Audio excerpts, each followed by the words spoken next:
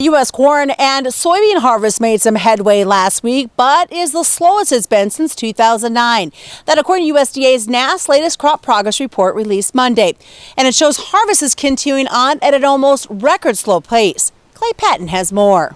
Overall, corn maturity is still dragging at 86% nationally, 11% behind the 5-year average. Western Corn Belt states like Kansas and Nebraska are within a few points of their respective 5-year averages. Corn harvest in several northern states is still hanging in the single digits following the cold blast 2 weeks ago. Nationally, corn harvest is at 30%, 17% behind the 5-year average. This keeps the harvest just ahead of the 2009 harvest. This is one of the slowest on records, with only 17% of the harvest complete by October 18th.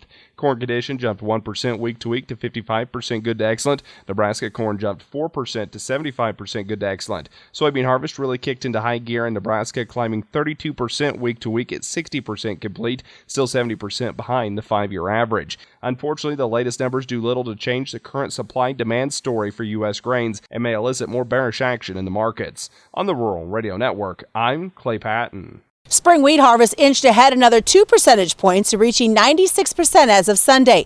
That's 4 percentage points behind the 5-year average of 100% complete. Lack of progress is due in the northwestern U.S., and plains continue to struggle with adverse weather. In contrast, winter wheat progress remained in line with the average pace last week. As of Sunday, 77% of winter wheat was planted. That's slightly ahead of the 5-year average of 75%. Winter wheat emerged estimated at 53%. And finally, sorghum maturity was estimated at 92% ahead of the average, 89%. Harvest reached 49%. The 5-year average, 53%. And the government officials from Mexico say global trade uncertainty is another reason why USMCA needs to get passed. I'm Susan Littlefield, the Rural Radio Network.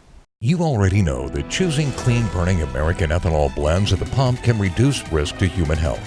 Well, during October, choosing blends of unleaded 88 all the way to E85 can actually help fuel a cure for breast cancer.